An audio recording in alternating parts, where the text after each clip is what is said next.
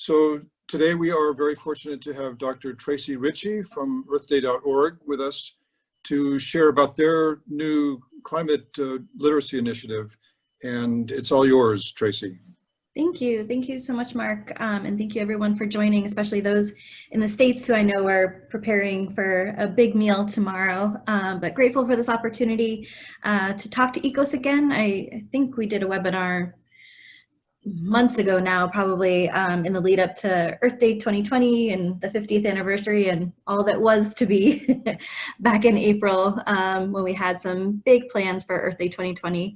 And while it didn't go off as we anticipated, we were really grateful for everyone who pivoted with us to our first ever digital Earth Day and how that manifested across the world. And in some ways became a much more inclusive event of digital events that anyone could come into, and it didn't have to be a geographic specific space. So some great success stories over Earth Day 2020.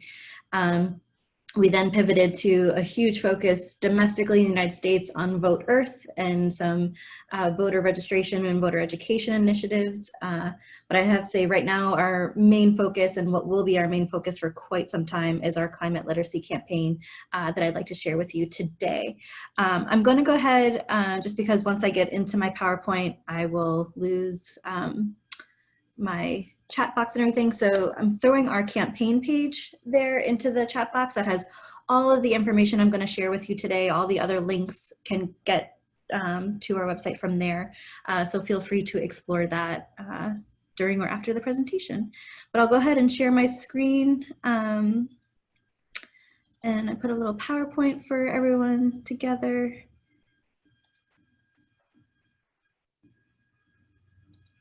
And there we go. So yeah, thank you, Mark, for the introduction. Again, my name is Tracey Ritchie. I'm Director of Education for Earth Day Network. I am Director of Education for earthday.org. We are in the middle of a name transition, so I will do that 10 more times during the presentation. But earthday.org has been our website, and we are transitioning our official name to earthday.org. But many of you know us as Earth Day Network. So just a brief agenda of what we'll go over today. So much of this content you all know, so I'd really like to make this more of a informal conversation and discussion about some of these points, hear about some of the initiatives that you're working on, hear about some of your responses to our campaign, and see what we can work on together. But many of you have seen these photos and know that this was the year of our 50th anniversary with the first Earth Day taking place in 1970. The brainchild of Senator Nelson from Wisconsin here in the States, and utilizing a force of university students to really organize it and do all the legwork to coordinate this event, which brought out 20 million Americans to the streets for the first Earth Day. So down here in the corner, we always like to show Dennis Hayes, who is still our board chair emeritus and very involved with us now with the Bullitt Foundation out in Seattle. But Dennis was instrumental in helping to coordinate the first Earth Day and again, make it manifest from college campuses and have college campuses be a very active participant of the first Earth Day, and Senator Nelson's idea for the first environmental teach-in. So taking that electricity, that energy, that passion around the anti-war and civil rights movements in the late 60s and harnessing and focusing that energy on the environment for all the issues that were just so much more visible and in your face at the time. From the smog to Cuyahoga River on fire to the oil spill in Santa Barbara. We're just dealing with a much more large, complex, global, and somewhat invisible threat nowadays. But thinking about how the EPA did not exist for the first Earth Day, that was one of the products of the first Earth Day, and having that formed by December when this took place in April, and really Americans demanding that accountability and legislation to protect our environment. So still holding on to a lot of those tenets of what we started as and continuing that today. So today, Earth Day is much more than a US holiday. It is a global movement. And what we always want to express is that this is not something to just talk about on April 22nd, and it's not something to even just focus on in April. This needs to be year-round, all day, every day, and in all kinds of formats. So we've developed a series of resources and really expanded our library over the years to have all different kinds of content applicable and adaptable for global audiences, to tackle a whole range of environmental issues and topics, and resources that could be adapted to any kind of learning environment.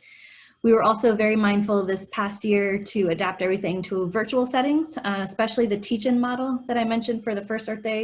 We still utilize the teach-in for many opportunities and community conversations about environmental issues and taking action.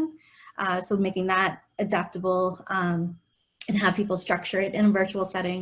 And then also taking on parents as a new audience this past year of typically addressing teachers and educators of all kinds in our resources, but really helping parents through the past couple of months and see if they can utilize our resources and making resources specifically for parents. So you see we've got tons of toolkits are kind of our go-to resource. We have environmental timelines, we have resources around pollinators and gardens, in all kinds of settings.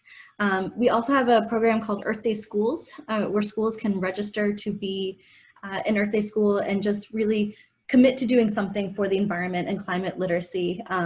It was designed for Earth Day 2020, so schools that were going to be acknowledging the 50th anniversary, but this is now a permanent program where schools can also see all the other schools across the world who are working on these kinds of topics, connect to each other, share their stories. So we're well over 2,100 global schools right now, and that's actually not counting, we have 3,000 schools just in Mexico alone that did a special program this past year that actually was through the Department of Education in Mexico. So we're well over 5,000 total Earth Day schools around the world. So again, just a really strong global network of teachers and students who can see that people around the world are working on this topic and it's not just them. We're also introducing a new series for earthday.org called Earth Day Live. These are usually monthly, sometimes twice a month, live webinars that are broadcasted live on Facebook. And then we're also in talks to have it live on Twitter and YouTube and Twitch as well. So we did this past one in September when we launched this campaign called Igniting Climate Literacy that was just so powerful in its global panel of Pakistan, UAE, Sweden, Peru, the United States, and just brought a really great global panel to talk about this topic and how each of these entities are talking about it from either a parental and children emotional health angle to conservation and WWF to government participation and the formal school level. So that's on our YouTube. If you didn't get to see it live, that's still on our YouTube channel, so you can catch that webinar, which was really great. We just did one last week about plastics and plastic pollution, and we'll be having a civic engagement one coming up in January. So another great resource for people to tune in and learn from really amazing global panels. And just one more plug for a resource is our Earth Challenge 2020 Citizen Science Program, which some of you might have heard of. A really great partnership between the US State Department and the Wilson Center here in the United States to deliver a new app that we're hoping takes citizen science to the next level of, we didn't want to just recreate the wheel and duplicate efforts by iNaturalist and other amazing citizen science entities, but we wanted to make it more action-based. So we wanted to not just collect this data that is critical for understanding our ecological issues and what's happening where, but really play with that data, interact with that data, understand that data to then take action on that data. So if you're learning about your air quality and turns out you have terrible air quality in your community, that's really hard information to absorb. You want to do something about that. You don't want to just learn that, man, my air quality is very dangerous for my health. What do I do about that? And so that's where our citizen science apps takes it to the second and third steps of engaging with petitions and things, calls to action that you can engage in that are geotagged to where you are. So many of them are country specific of, different initiatives going on in your country, how to participate in civic action of addressing these issues, and giving you more individual and community actions, calls to action to address these issues in your community. So it's one app, but then there are several widgets within the app. So there is one on pollinators, specifically looking at bumblebee populations. Air quality was one, there's one on plastic pollution, and there's one on food supply. So it's a fairly heavy app when you first download it, so we always suggest being on a strong Wi-Fi connection if you can, just because of the 4 widgets within the app just have so much data. So it's a large download. But then once you're in there, the updates happen and it's really seamless. And you can see all the different petitions, calls to actions, and ways to engage with that data. We also have lesson plans to accompany these, so you can kind of engage the topic. And each day we're working on more low-tech and no-tech versions, because this, again, being such a data-heavy download, is not always completely accessible to some of our audiences, especially in India, but it is on Apple and Android, so it should be on any device, and we're getting really great feedback about it, so would love more thoughts on it. So next, what we really want to talk about today is our Global Climate and Environmental Literacy campaign, and so there's going to be a lot of questions, and I really want to talk this out with this group about some of our initiatives and why we've taken a fairly narrow focus on this. As far as the ACE lens, we are really looking at K-12, 5 to 18-year-old learning in the formal setting when we talk about this campaign. So our elevator speech is that we want every school in the world to have compulsory, assessed climate and environmental education with a strong civic engagement component. Let me unpack that a little bit because we get a lot of pushback on some of these statements. So we say compulsory to say we are not mandating for a specific kind of curriculum or a specific way that this will happen, but we say compulsory to indicate we want every student, literally every student, to have access to this kind of education. For so many years, we've seen different examples of environmental education being included in national or state standards, and being mandated by the government at different ways, but it didn't happen like they thought they would. The implementation was just not as consistent as we would like. There's so many examples of superstar educators and superstar programs that happen that get to hundreds, sometimes thousands of students, but it's not every student, and literally every student needs this kind of education. So we got a lot of pushback on compulsory, but we're saying we're shooting for the stars and hoping to land on the moon, that we need more children to have access to this kind of education. And if we absolutely mandate it, more children will get this kind of education. So we know that that's bold, but that's what we're going for. Assessed is to say, we used to say tested, got way more pushback on that, so we took tested out. But assessed is just to have some kind of accountability. We are not proposing another standardized test for children to take at the end of the school year. Climate and environmental literacy cannot be assessed fully through one standardized test. So assessed is just to say we want some kind of accountability and measurement to show that it's working, or if it's not working, what do we change? We need baseline data to understand climate and environmental literacy, and we need to see how that changes over time once programs like this are implemented. So assessed is just to understand, how is it working, how is it helping? And then the civic engagement part is something that we all know. I'm sure many of you practice it in your programs. It has always been in the definition of environmental education to have civics and taking children and learners of all age from awareness to action. But it's just not always emphasized as much as we would like. Many of our programs, for many reasons, from time to resources to just logistical feasibility, focus more on the knowledge and the skills and maybe not the practical implementation of those skills. So we want to make sure that there's plenty of opportunity built into the school day where children and youth of all ages get to implement projects, get to activate in the community, take this knowledge outside into the real world and see how it works. For so many countries, we also want to make sure that children have a voice and see how that voice is powerful before they're able to vote. We don't want students to think that they are helpless and voiceless before they're able to vote in their country. So having positive civic community success stories to set them up for motivating their involvement come time when they are able to vote. So that's kind of the overarching goals of the campaign. That's what we're looking to do. And again, we understand that within ACE that encompasses so much of communication, participation, training, all of that elements within climate education, and that's just climate education is just a piece of it.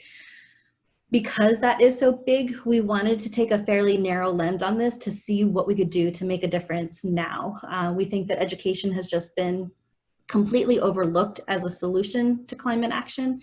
And while we do have a global presence, earthday.org is still a fairly small organization that, you know, this is what we thought we could push the needle on. And having policy around the world for education for formal K-12 or however the equivalents for international schools, that's where we thought we could have the most immediate difference and to push the needle forward there. There's been tons of conversations about higher ed and how higher ed comes into play here. We did not include it in our official letter that I'll show you next for several reasons. Again, we wanted to laser focus our commitments to, again, push the needle there, and higher ed is just a different system. It's a different animal. How curriculum and policy is influenced in higher education is just separate. So we are not saying that it's not important. It's absolutely critical, especially for pre-service teachers. We want that to be a part of this. We're having a whole initiative to outreach to university presidents to be supportive of this as, you know, some of the first groups to inherit these kind of students and what they're looking for in undergraduates that they take in after high school. We just didn't think we could have as much of an impact to include higher ed. And it's not that we won't include higher ed in our next go around and that we're not including higher ed in these conversations. We just wanted to talk about some very specifically policy for 5 to 18-year-old students. So all that's to say is one of the first things that we're doing to move this campaign forward is a sign-on letter. So we are at this point, we launched in September 21st. And with the launch, we had about 200 groups already sign on. We're now well over 350 global groups sign on to this letter. And I did an update this morning. We have very specifically 84 different countries represented. That's not to say that like groups like earthday.org and Parents for Future Global and Clean work across many different countries. So I'm sure we actually represent many more countries, but we have organizations based in at least 84 different countries right now, which is super exciting to show just the breadth of this. So we're very honored to have Mark McCaffrey as an individual signatory. So you can sign on as an individual if your organization is not able to sign on. But we also have really great prominent groups from across the world. Sorry, I didn't adjust this slide terribly from a domestic presentation I did. So these are a lot of US-based groups. But we do have a huge global presence. World's largest lesson based in the UK has been a huge partner. Clean signed on as a partner, and sorry, I shouldn't say partner, as a supporter, a signatory to this letter. It's really an unbranded campaign to just show the breadth of organizations already working on this kind of work, and entities who recognize once this comes to fruition, because we really believe it will, these are all the groups that are going to be there to support it. This can't be, that's the teacher's problem to figure this out. You know, they're gonna need so much support from, this is kind of the grassroots up of all these groups that are gonna be there to help with content development, professional development, resource support, outdoor learning support, but that we have to have the governments there to commit to structural changes, funding changes. Oh, sorry. there is a garbage truck, so I'm very threatened right now. So these are all the groups working to support that, and will be there to support the education systems when that time comes. So we'd love to have more groups from the ECOS network sign on if you would be willing and able. The sign-on letter is in that first link I shared with you, so you can see it there and review it there. You can also sign on there and upload your logo to be included. And yeah, so these are the kind of groups we're looking for. These are fairly intuitive education and environmental education groups, but we also have labor unions, we have faith groups, we have basically any group right now is welcome except for for-profit entities. We're just not going to go there yet, so we are only talking to associations, unions, agencies, and schools at this point. So just a smattering of those logos from the 350 groups we already have signed on. So calls to action, we'd love to have you sign the letter if you are willing and able and agree to the statements in there, which are basically the same thing I said before as the compulsory assessed and civics talking points, and sharing the letter if you're willing to other groups in the network. Again, we are welcoming of everyone of every size. Right now the form is set up for organizations. We are about to launch one just for individuals. So if you are can't sign as your organization but want to sign as kind of like noting your role, you can do that, or we're also just going to have a form where you can sign up as an individual to show just overwhelming support from everyone. So sharing that out is a big piece of this. But then the other actions of once you become a signatory, or even if you can't sign on, making this topic the central focus for all conversations coming up, whether you're at a meeting, a conference, organizing a meeting or a conference, supporting a different group, whether it's the other hats that you wear in your life, from your faith group to your community group to your school board, to having these conversations as much as we can to make sure that this topic is front and center no matter what. Op-eds, letters to the editor, get it in print, get it out there, get it on social media, just flood the system with talking about this as much as we can. We're working on building a toolkit of assets to make this way easier for everybody, of just, a form letter to the editor, a form template, op-eds, different research papers. We've compiling so much research to show that this is critical, it's dire, we have to have this now. And who do we talk to at all the different scales and levels to make this a reality for our communities, for our schools, for our students.